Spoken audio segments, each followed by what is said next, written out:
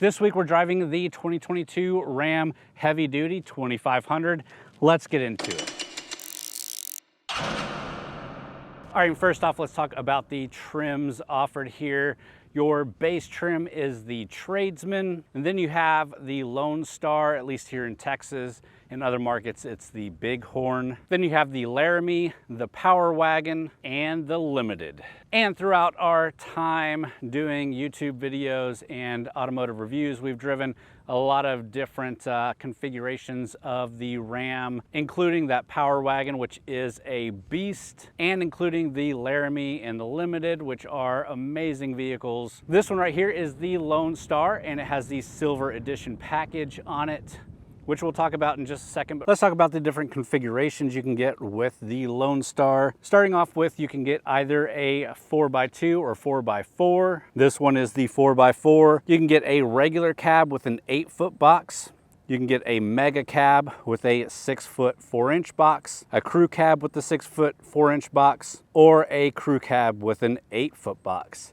What we have here is the crew cab with the 6-foot 4-inch box. So yeah, this is the Lone Star 2500 crew cab with a 6-foot 4-inch box, 4x4, and has the Silver Edition package, which is all new for 2022. And that Silver Edition package gives you chrome exterior mirrors, chrome belt moldings, chrome flat wheel-to-wheel side steps, 20-inch polished aluminum wheels, chrome tow hooks, and black interior accents. So looking at the exterior, you can definitely see all that chrome given to us by that Silver Edition package. And again, that's just something new for 2022 on the Lone Star. Standard on the Lone Star, you get 18-inch wheels. Thanks to this Silver Edition package, we have the 20-inch by 8-inch polished aluminum wheels. Those are wrapped with some beefy all-terrain Firestone tires. You can see the big, bold, and sculpted front grille there with the big Ram logo. Nothing really new if you've seen the styling of the Ram Heavy Duties in the last few years. We have the 2500 badge up on top. We do have the Cummins badge indicating what engine is under the hood here, which we'll talk more about in just a second. You also have LED tail lights and a big exhaust pipe sticking out the passenger rear side. You also have a capless fuel filler here, and you can see it is green for the diesel. We also have the wheel-to-wheel side step. Obviously, this is not a trim that has a power folding side step or anything like that, but it is perfect for getting in and out of this vehicle, as the Heavy Duties are tall trucks. What we don't have is any sort of keyless entry system. You do have to use the key fob to get in and out of the vehicle, so you can't just walk up, grab it to unlock it, and swipe your finger or push a button to lock it. Unfortunately, one of the things that I really missed during this week of reviewing this truck, but you do have the key fob and not just a key, so it is push button start. These big honking mirrors can fold in with the push of a button, but do not fold in on lock. Again, a bit unfortunate, but not a huge deal. If you park in a tight spot or you just want them folded in for convenience, you can just remember to push the button as you exit the vehicle. Continuing on here to the bed, again, 6-foot 4-inch bed. We do have this leather cover which can fold back. It is an auto locking, so you do have to unlock the truck to get the tailgate down. Smooth drop. You do have the factory spray-in bed liner, and again, this cover can fold back. You do have to release 2 latches here. You also do have a nice power station in here, as well as some LED lighting. This does have the 5th wheel trailer package on it, so you do have mounting points to mount up a gooseneck, and obviously the Heavy Duty is made to haul, and we'll talk more about that as we look at the engine and then drive it. But other than that, it's a truck bed. But before we move on to the engine, you also can't forget a kick-out little side step here, so it is easier to access the bed. Always a great feature if, again, you're accessing the bed a lot and it just folds back in. And with that, let's check out the engine.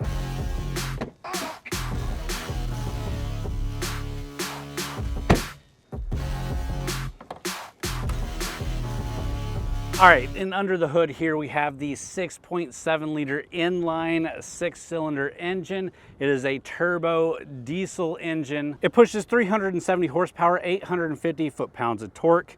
It is a $9,595 option, but it also gives you active noise control, a capless fuel filler, the Cummins turbo diesel badge, a diesel exhaust brake, distribution, service, tracking, dual 730 amp batteries, an electronically controlled throttle, a front bumper sight shield, a heavy duty engine cooler, selective catalytic reduction, a supplement heater, and the towing hooks. Now the setup here with this engine in the CrewCab 4x4 with the 6-foot 4-inch box gets you 10,000 pounds of towing.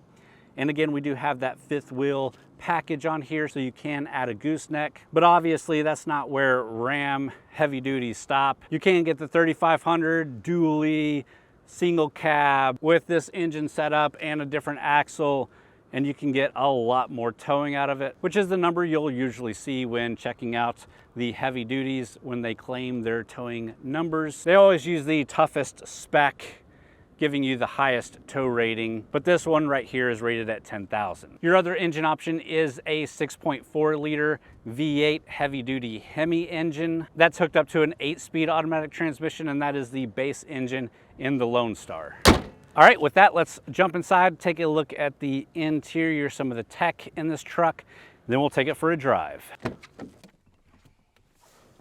All right, guys, in the inside of the Ram 2500. First, it's really big.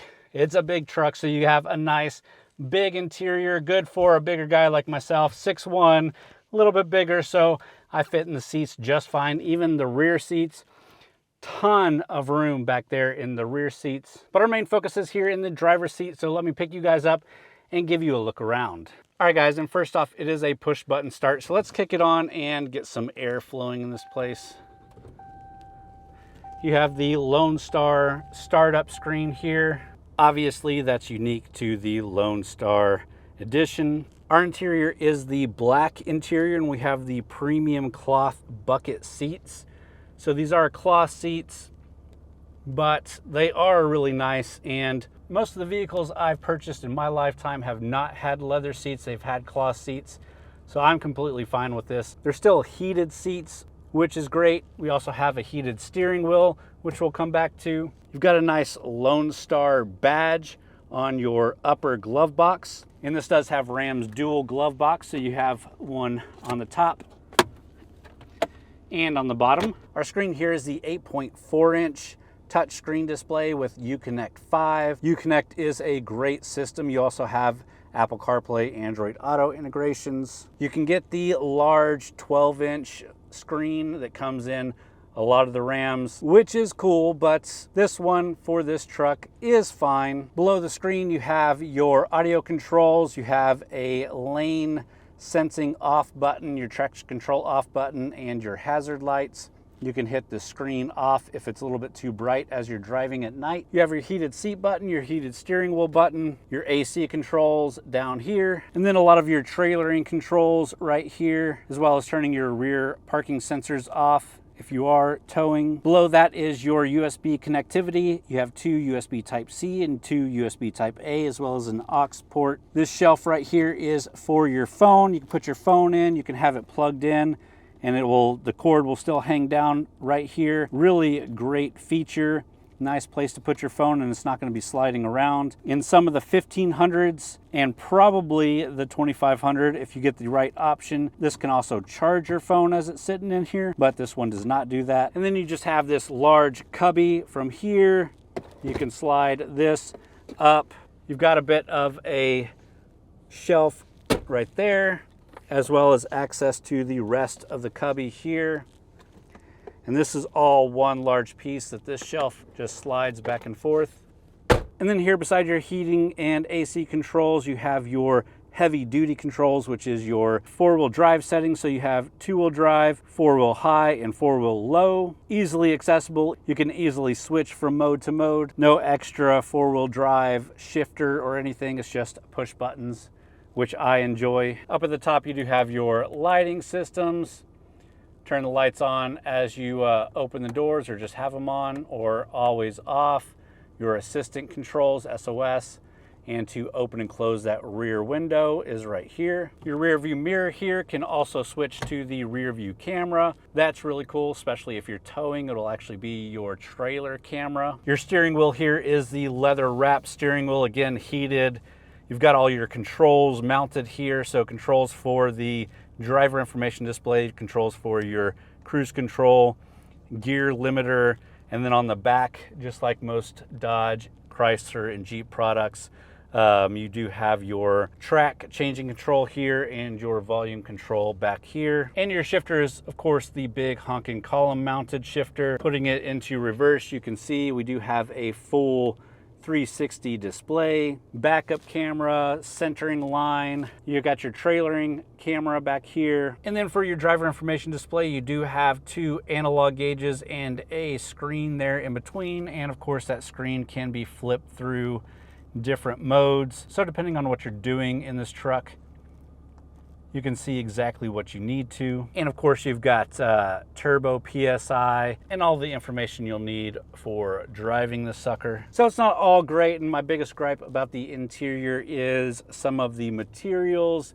for a truck that cost what this truck cost. Obviously, a lot of the cost is going into the mechanical parts of the truck, making sure that it can tow and haul what it needs to, but some of the material is super cheap and squeaks a lot as you drive, which you won't find on some of the top trims, but the Lone Star is not one of the top trims, but it's still expensive, which we'll get to after we drive. Talking about driving so much, let's get this thing out on the road. All right, so first off, as you would expect, it's a diesel heavy-duty truck. It drives like a diesel heavy-duty truck, sounds like a diesel heavy-duty truck. You do have the air suspension in this truck, but it's not a smooth ride, especially with no load in here. It can be a bit bouncy, but that's because it's designed to have a load in it. So as you do pack stuff in here and weigh it down, it actually drives a bit smoother. Unfortunately, for our week of testing it, we didn't really have the opportunity to tow anything in here or even pack anything into the back. But from experience, as you weigh these things down, they actually drive a bit smoother. Back to the diesel, it is a bit loud. You can hear it, especially as you're going through neighborhoods in the morning or things like that. You do sound like a big diesel driving through the neighborhood. That is what it is. It's not as loud as some diesels I've driven before, but it's also louder than other diesels that I've driven. Fuel economy, though, is pretty decent for a huge truck like this. We've been averaging anywhere from 15 to 18 miles per gallon, depending on what we're doing. If we're letting it idle a lot, obviously that's killing the fuel economy. But if we're doing highway miles or running around in town, it's pretty easy to stay in the 17 to 18 mile per gallon range. And if you hear that and think that that is horrible, don't buy a heavy-duty truck, because for this type of truck, that's actually pretty good. As far as comfort goes, it's a very comfortable chair. Steering wheel position is comfortable. You can tilt it but not telescope it, but you can adjust the seat, you can adjust the pedals. Touching everything, not an issue. The driver information display, really good. The console, I think, is one of the best in the business. You just have a ton of room for stuff. I love the phone holder. The armrest padding is good. The Lone Star spec with these premium cloth seats, I really like. Again, I've bought many cars over the years, and only 2 cars that I've owned have had leather seats. I actually like buying the lower trimmed cloth seat cars, especially family vehicles like SUVs and minivans, but definitely would be fine with cloth seats in the truck as well. As much as I do like the console, I also like having the option of the bench front seats, so you can actually fit 6 people into this truck. It's great on the 1500, it's great here in the 2500. I've driven it before, and I've had my entire family, 3 kids in the back, me, my wife, and the youngest here in the middle in the front, and we did a bit of a road trip in that, and it was fantastic. So if you've got a bigger family and you want to carry them all in your truck, you can actually do that. But if you don't need it, getting this console also really great. Again, I didn't have the opportunity to tow anything while driving it this week. I have towed with the 1500 before, and I've towed with a couple other heavy duty trucks before. I've never really towed with the Ram heavy duty, but I have no doubt that it has no issues. You've got all your trailering controls. You've got your cameras so that you can hook up easily. And for your average day-to-day, it's not going to have any issues. If you're hauling some really heavy stuff though, this might not be the exact trim for you. That 10,000 pounds sounds like a lot, but can quickly be overshadowed by how much you have to tow sometimes. I do have a friend that owns an older 2500 with the Cummins diesel, and his job is towing a trailer to a construction site, filling it up and towing it off. And he said he's pulled up to 20,000 pounds in the truck, but it struggled. It's definitely a little bit limited on the towing in this specific trim for a heavy duty. But obviously, if that's your big concern and you know you're towing a lot, you can just make sure that you're getting the correct trim and the correct configuration to get the maximum towing. Kind of the same story with off-roading. This does have the four-wheel drive, four-wheel low. You've got your off-roading configurations. If you want to off-road, the Power Wagon is an amazing truck for a big heavy duty that can off-road. That being said, usually the smaller, tighter vehicles like a Jeep or a smaller truck are better for off-roading. If you need to get to a construction site where you've got mud and hills and things that you kind of got to climb over, this will handle it no problem. And for convenience, you do have things like radar guided cruise control. You don't have a lane keeping assist in this truck. I think they could add one to it, but it doesn't have it, and that's fine. But that radar guided cruise control is always a great option. You just jump up on the highway, hit that. Still pay attention, obviously. You got to keep yourself in the lane, but as people brake in front of you, you don't have to worry about slowing down. The truck will do it for you, and as they speed back up, the truck will speed back up to keep that distance. Just a great feature to have, and it's nice to see that it is on this truck. And with that, I think that's about all I have to talk about with the driving portion. If you guys have any other questions, leave them down in the comments below and I'll try to answer them. But it's about to hit that time, so let's pull back over. Let's talk about the price, and then we'll jump out and wrap it up with some of my final thoughts. Let's do it. All right, so we've hinted at the price enough. Let's go ahead and talk about it. The very base tradesman single cab 2500 heavy duty starts at $42,000, which is decent. It's going to be a great work truck. It's going to be great for towing and hauling stuff. If you're just using this thing for work, that's the option you want to look for. If you're moving up in spec, the base of the Lone Star, which we're in here, is $46,000, but ours with the CrewCab, with the diesel engine, with the 4x4, with the silver package, with a few other things here and there, has a total MSRP of $75,840. That's a lot of money, but of course this is a lot of truck. Let's go ahead and jump back out. We'll wrap this video up before the skies open up and ruin our day, and we'll end the video there.